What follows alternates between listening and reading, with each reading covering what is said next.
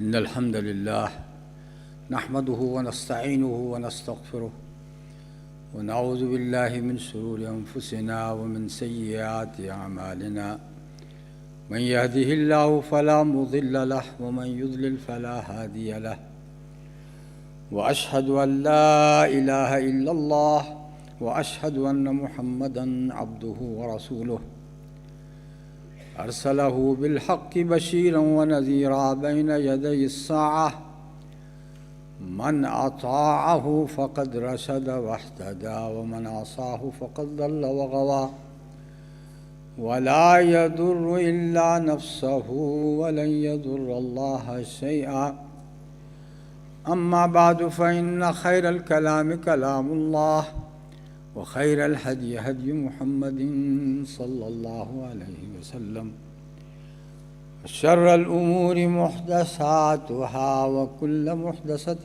بدعة وكل بدعة ضلالة وكل ضلالة في النار أعوذ بالله السميع العليم من الشيطان الرجيم بسم الله الرحمن الرحيم من عمل صالحا فلنفسه ومن أساء فعليها وما ربك بظلام للعبيد أيها الإخوة والأخوات في الإسلام.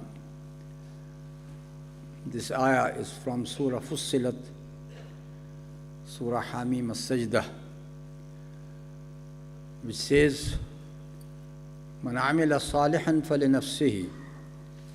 The person who does an act of righteousness, that is for his own benefit. وَمَنْ أَسَاءَ فَعَلَيْهَا. And the person who does an act of evil that goes against him. وَمَا رَبُّكَ بِظَلَّامٍ لِلْعَبِيدِ.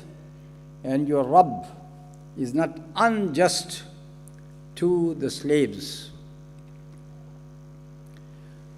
My dear brothers, this ayah speaks about you, about me, about every person.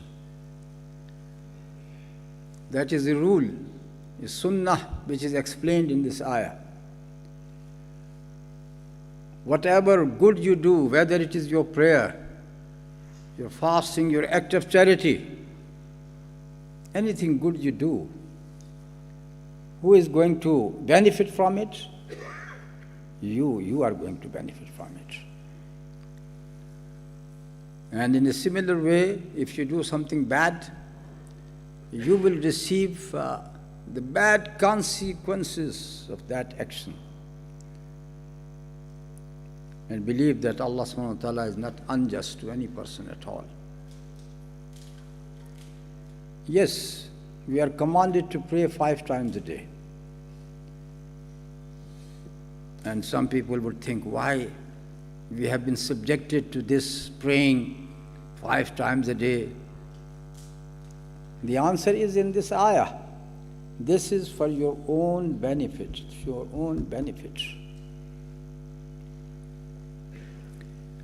This world is not your Jannah. Don't think that it is your Jannah, it is your heaven. No, this world is called dunya. The one which is given to you is very near to you in comparison to al-akhirah, which is the other life which is going to come. So this dunya is a place of trial, is a place of tribulation. This dunya is a place of test for you. And in this test, you need some weapon with you to tackle all the problems which confront you in your life. You must have this weapon with you. And Allah subhanahu wa ta'ala has given such a great weapon, such a strong weapon. That is the prayer. The prayer itself is a great weapon for you. Because the prayer strengthens your relation with Allah subhanahu wa ta'ala. And if you got a strong relation with Allah, then Allah subhanahu wa ta'ala is with you to protect you, to preserve you, to help you. He is always with you. He has given instructions to the angels who are with you to help. So that is for your own benefit. The prayer is for your own benefit. In the prayer you go in sujood, in prostration. And our Prophet ﷺ has said, أَقْرَبُ مَا يَكُونُ الْعَبْدُ إِلَىٰ رَبِّهِ وَهُوَ سَاجِدٌ. The closest you are with your Allah, with your Lord, when you are in sujood. So this is why if you want to do dua, yes, do dua in your sujood. And if you are very near to Allah subhanahu wa ta'ala, it means that Allah is going to respond to you. Sometimes there are some barriers which stop your dua to reach to the heaven.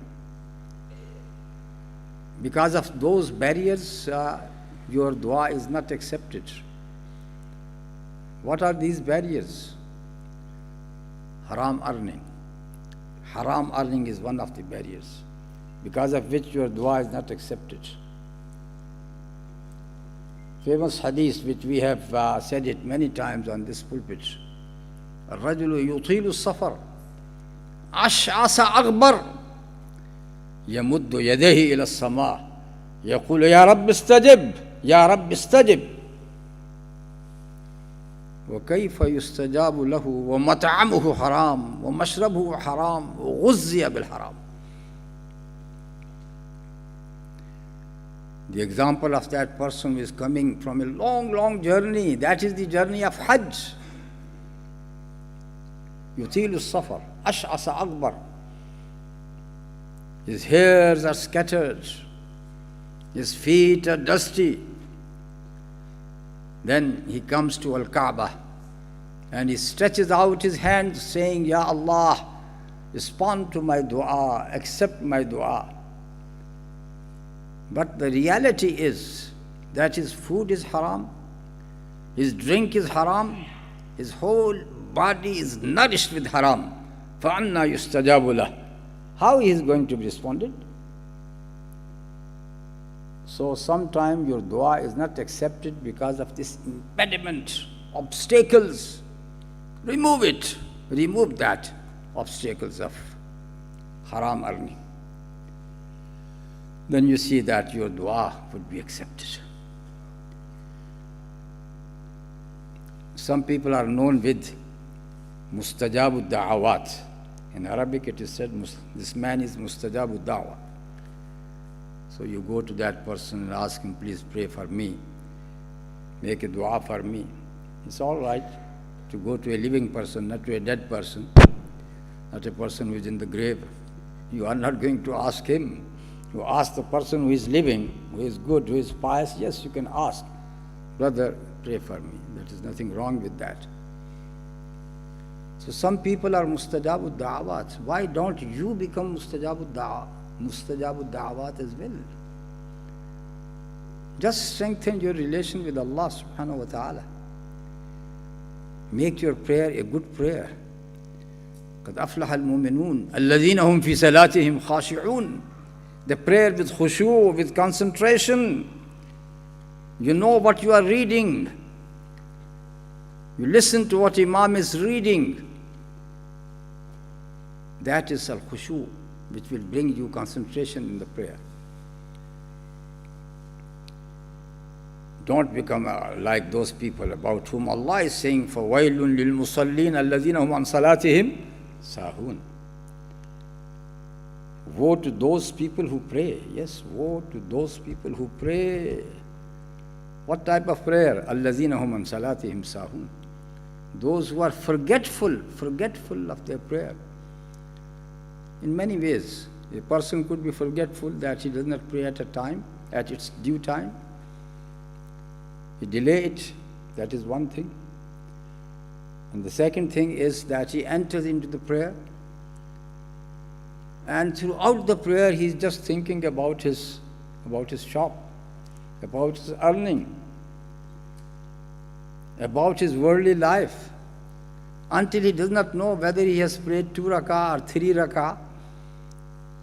If it is Zuhr prayer or Asr prayer, 4 rakah or 5 rakah, he just forgets. So you have to make your prayer a solid one, a concrete one, a fruitful one. That is your standing in face of Allah subhanahu wa ta'ala in this world. As Imam Ibn Qayyim has said that, man, you got 2 standing position before Allah subhanahu wa ta'ala. One in this world, which is the prayer, and the one before Allah subhanahu wa ta'ala when you would be standing to answer the questions.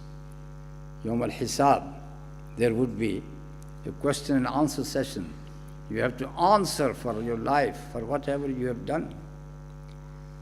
And this answering or this questioning is not a very light thing. It is very serious. It could be very horrible. But Imam Qayyim says that if you make your standing in this world, this is the standing of the prayer on your musalla, if you make it a good one, just make it this stand as a good one, a good standing in a good prayer, then the other standing would be easy for you. Allah will make it very easy for you. So just take care of your prayer. Just take care of it. Don't leave it. And whenever you pray it with concentration, with khushu. Whenever some worldly thoughts come into your mind, try to shun them, push them away. Just like a person who is attacked by flies, or a fly is coming and disturbing him a lot. What is going to do? Welcome? No. You are going to push it away. In the same way, these are the satanic thoughts which come into your prayer when you start thinking about this dunya. So your prayer is polluted. In the very same way, your good act of fasting, that is for yourself, for yourself. It makes you a person who can control himself. Self-control, you learn self-control from fasting. It is a lesson of patience for you. And patience is required for each and every one of us. Your charity, your sadaqah. When you give this charity, one is obligatory charity, zakat, 2.5% from your surplus wealth. You should give 2.5% as zakat, as charity to the poor and the needy. But there is a general sadaqah as well.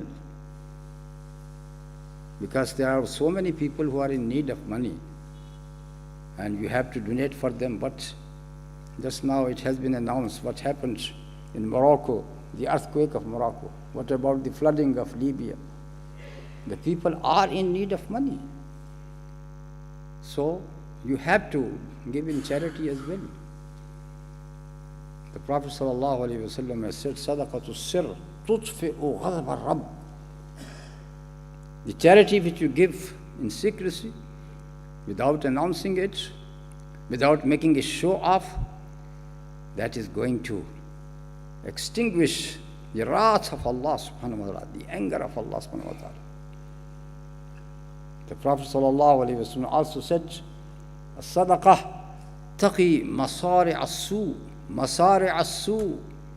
Sadaqah which you give is going to avoid you terrible accidents, bad accidents.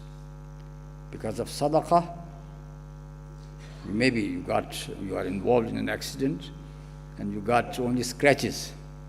And then you think, what good action I have done. There must be a good action because of which Allah subhanahu wa ta'ala has saved me.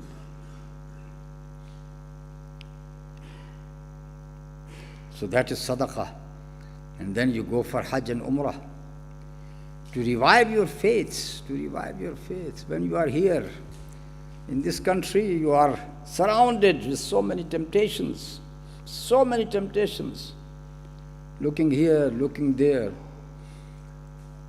Why? You know. Why you are looking here and there. So there are temptations. You need something to revive your faith. It is just like charging the battery. So you go for Umrah, for Hajj. A unique place. I was just there last month. This is the unique place.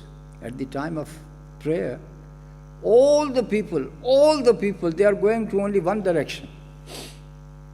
And that is the mosque. In Mecca, that is Al-Kaaba.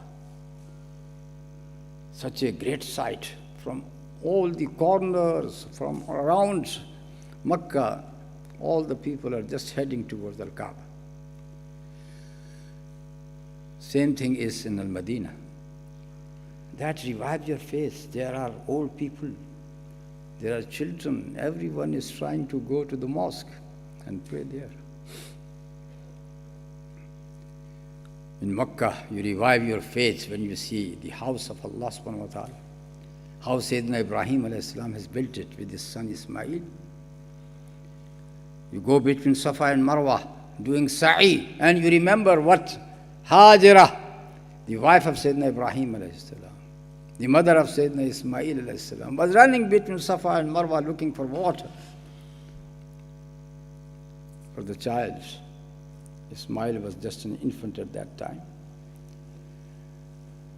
The whole history of Islam is depicted in front of your eyes when you go to Makkah and Medina. It will attach your presence with your past. You look into your past history, such a beautiful history of Islam. So all these good actions, as Allah subhanahu wa ta'ala has said, Man amila salihan falinafsih. Whatever good you do, it is for your own nafs. Scholars have said that something very near to that. Salahul aba yalhaqul abna. If the parents are good, if the parents are pious, their piety is going to reach their children as well, or to affect them as well. It means that when you live a life of piety, you are preparing your children, your grandchildren for a good life. You are setting a good example for them. They are going to follow you suit. But if you set bad examples, of course, they are going to receive a bad lessons from you.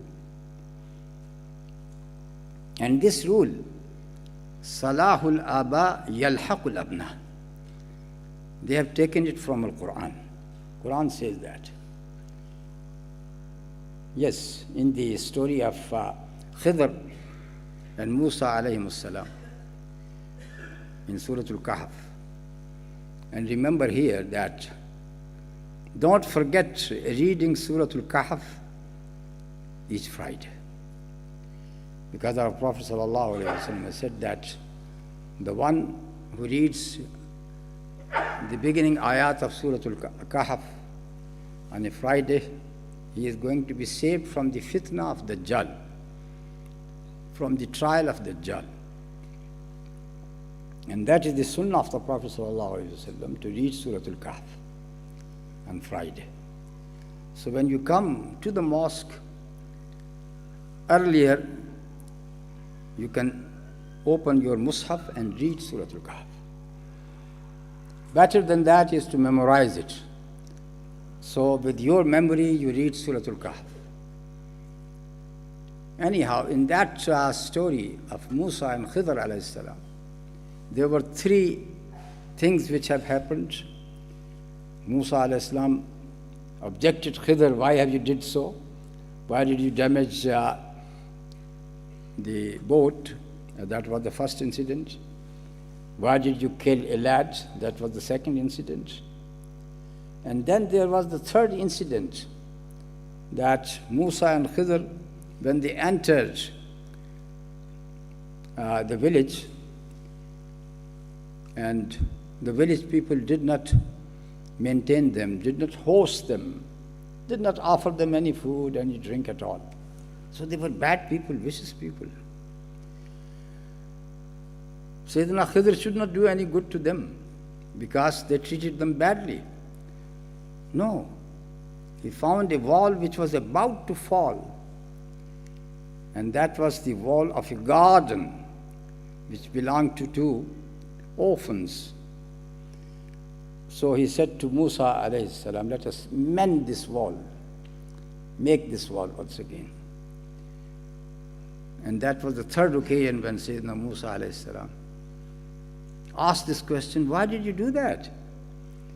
These people did not host us. They don't deserve any good from us.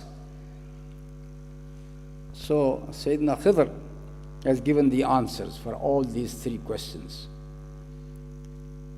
And I am here concerned with this last question. In the last question, when he was giving the example or the answer, he said, وَأَمَّا الْجِدَارِ فَكَانَ لِغُلَامَيْنِ يَتِيمَيْنِ فِي الْمَدِينَةِ وَكَانَ تَحْتَهُ كَنْزٌ لَهُمَا وَكَانَ أَبُوهُمَا صَالِحًا فأراد ربك أن يبلغ أشدهما ويستخرج كنزهما رحمة من ربك وما فعلته عن أمري ذلك تأويل ما لم تستطع عليه صبرا. وأما الجدار, he explained that this wall, it belonged to two orphans, and under this wall a treasure was hidden. This treasure which was left by their parents. So, if the wall falls down, the treasure is going to be exposed. And what do you expect from these vicious people who did not host them? If they see the treasure exposed to them, they will take it. So this is why Sayyidina Khidr wanted to mend the wall and preserve for these two orphans what belonged to them.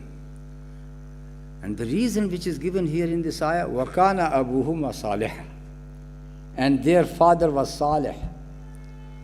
Just name, no? Just name Salih? No. He was actually a Salih, a good person. وَكَانَ أَبُوهُمَا صَالِحًا فَأَرَادَ رَبُّكَ أَن يَبْلُغَا أَشُدَّهُمَا وَيَسْتَخْرِجَا كَنْزَهُمَا. So Allah subhanahu wa ta'ala wanted that these two orphans, they come to the age of majority, they become strong, so they can take out their treasures by themselves. Rahmatan min Rabbik. This is a mercy which is shown by your Lord.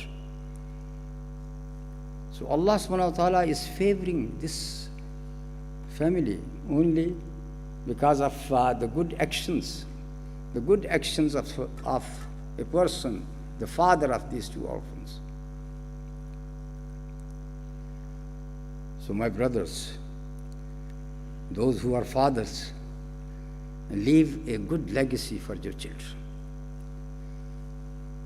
That legacy will benefit you, because if your child is a good child, even after your death, he is going to make supplication dua for you.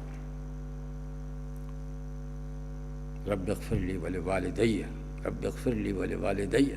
He will say this dua in sujoods.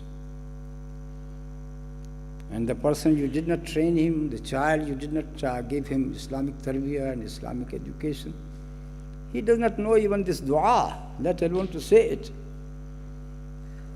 So you can't expect such type of dua from this child who was not brought up in Islam.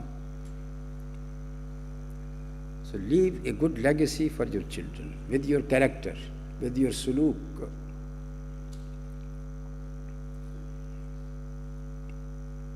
And because I can't explain further because of the time, so Allah subhanahu wa ta'ala has given this sunnah for you. And in the end, He said, وَمَا رَبُّكَ بِظَلَّامٍ لِلْعَبِيدِ. And your Rabb is not unjust to the people. Unjust to the people.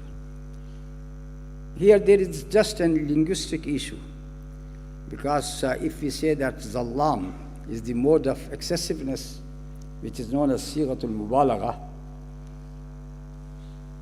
so when you say that someone is not Allama, which is this mode of excessiveness, someone is not a very knowledgeable person, so you are negating a great knowledge from him, but you are not negating just knowledge. You are not negating. You are not saying that he is not alim.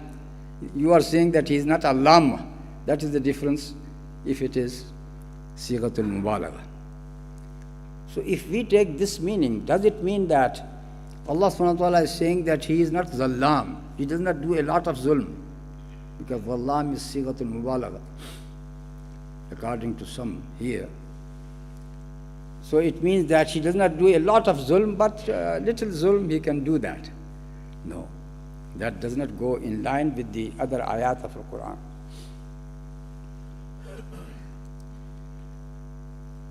Allah subhanahu wa ta'ala does not do any zulm at all. So zallam is not a sighatul mubalagha here. This is the only thing which I wanted to say.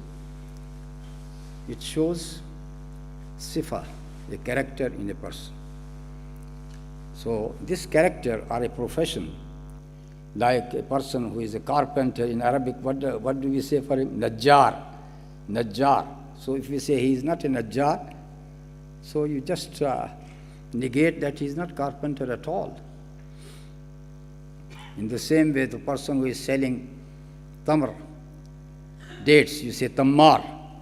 And if you say he is not tammar, laysa bi tammar, you negate it completely.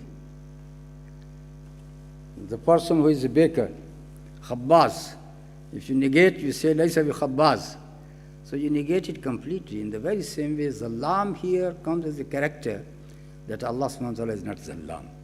No zulm at all. No zulm at all. He said, Inni harramtu zulma ala nafsi wa ja'altuhu muharraman bainakum fala tazalamu.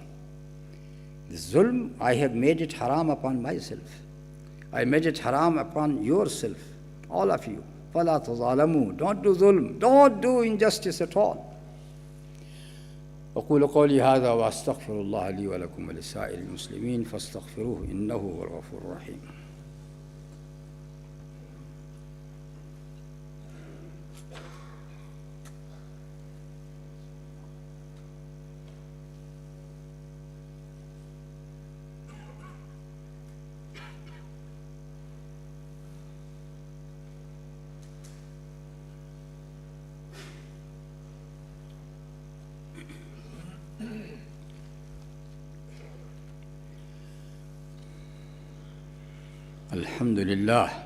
الحمد لله الذي هدانا للإسلام وما كنا لنهتدي لولا أن هدانا الله. أما بعد فإن الله يقول في القرآن المجيد إن الله وملائكته يصلون على النبي يا أيها الذين آمنوا صلوا عليه وسلموا تسليما. اللهم صل على محمد وعلى آل محمد كما صليت على إبراهيم وعلى آل إبراهيم إنك حميد مجيد. اللهم بارك على محمد وعلى آل محمد كما باركت على إبراهيم وعلى آل إبراهيم إنك حميد مجيد.